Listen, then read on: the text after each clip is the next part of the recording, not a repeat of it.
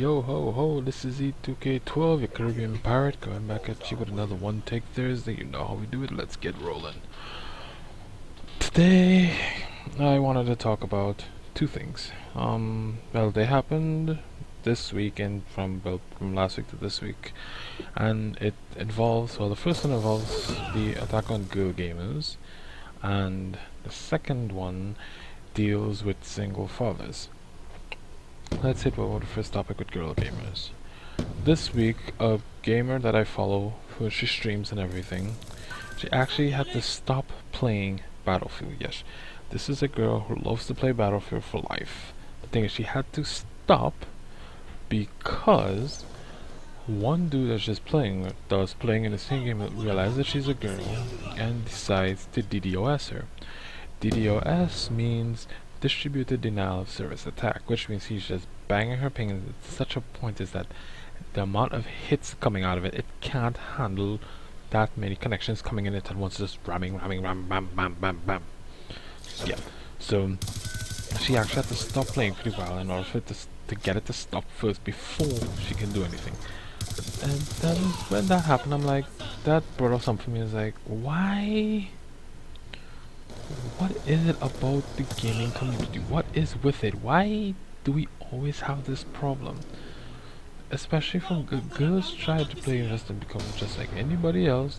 They play games for their entertainment. So why is it that for some reason that they are the victims of these brutal attacks? I know how some guys will get these kind of brutal attacks, but it seems like girl gamers are more susceptible to getting them because it's like these guys are like, oh, you're a girl gamer, I want to make you cry. It's like, since when did gaming become the bullying came to games?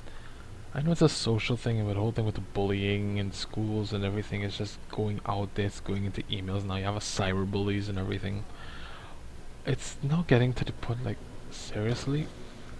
Are you really that seeking attention that you are willing to just attack a random person on the internet for no reason, just because she's a girl and she just happens to play a game, good at a game? You decide that you want to take your frustration out on her so that you can go ha ha ha ha ha. No, that makes no sense. In my case, I feel that it's really not worth it. Come on. We are supposed to be one community, we're supposed to be fun people. Let's just... Anyway, that's just more or less dreaming. It's like saying, oh, we're all just happy people, you know, we're all together and everyone loves each other. You're right. And then we wouldn't, if that was true, then we wouldn't have hackers, we wouldn't have boosters, we wouldn't have a lot of the really bad people that we are not and getting indulged with right now because of what's going on. Alright, okay. Sorry about that. My second topic, single fathers. The reason I chose this as a topic is because of what happened while I was going to work one day. I was listening to the radio and the news reporter reported that the Single Fathers Association in my country making a petition to lawmakers to basically get some help to get the law on their side because there isn't that much put in place for single fathers. There's always something for single mothers because since mothers were more the greater of the batch, is that they always have the law to protect the mothers. The thing about it is there's nothing for single fathers. Well, at this comment, a woman who was in the bus I was traveling in, she goes about into making these very bad comments about why they should do that for them. So I said, what is it? What's so wrong about it? If they are catering for single mothers, why can't they cater for single fathers? And then her response is that let them see about things themselves. They are men. They should be able to see about things themselves. They do not need the law. And I'm watching. I'm like, so when people so if someone said that about single mothers, like, oh, since they're a single mother, you do you work, do what you gotta do, and what else? I'm also say, well, that's what they've been doing all along. And my thing about it is like, but they're still fighting for rights in the sense that they're fighting to get the law on this, and the law is nearly practically always on the woman's side, because you always see the woman as more or less the motherly, the nurturing one. So when I hear this from a woman say about a single father so these are men who are literally rearing their children because the mothers are not around. So this is when the table turns. You see, this is what happens when the table on a situation is switched.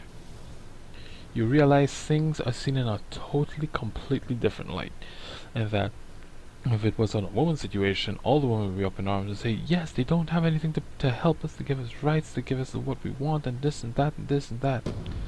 But the man in that position now, all the women they're singing a different tune.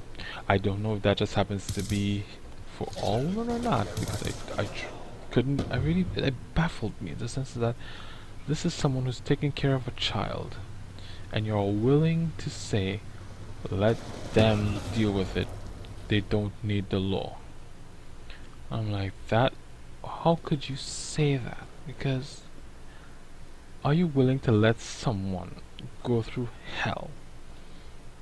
You already know it's difficult enough already raising a kid.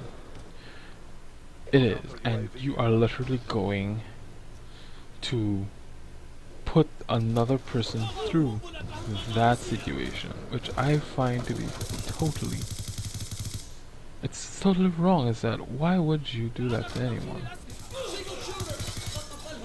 I'm serious, why? What can I say?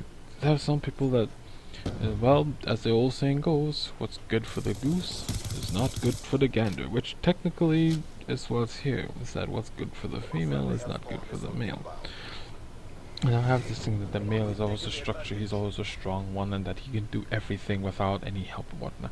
But that doesn't say anything, is that we're all the same. It's like not all men are gonna be in a situation where they can do what they gotta do.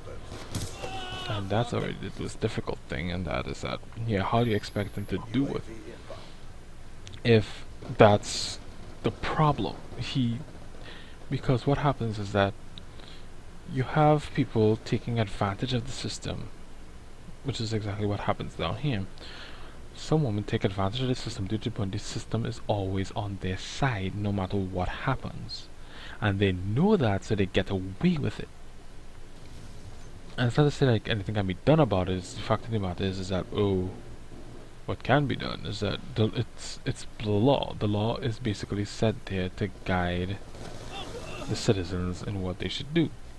And if it is that a citizen happens to use the law, but the thing is they're using it incorrectly and unjustly, it's all free game in that sense. And it's not something that I like too much, and that I'm more for equality for all. Everyone is equal. It doesn't really do anything to anyone if you don't really help everyone.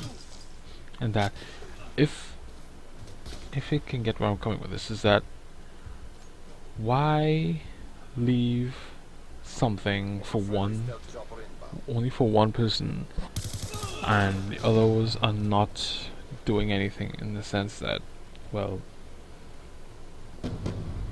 let's technically that. Why? Just why? Post your comments. Let me see. I want to get some feedback on this to see exactly what's cool. What are your thoughts about this? Tell me. What's your thoughts on that? Is that you have the single fathers asking to have legal rights in regards to how about taking care of their kids. Plain, simple, straight as that. If you agree for single fathers to have the law on the side for taking care of their kids, it's something that's basically rather rare here. So I need from you guys out there to tell me what's going on. And as we're coming to the end of the video, that's One Take Thursday. Hope to hear from you guys soon. Later with a bottle of rum.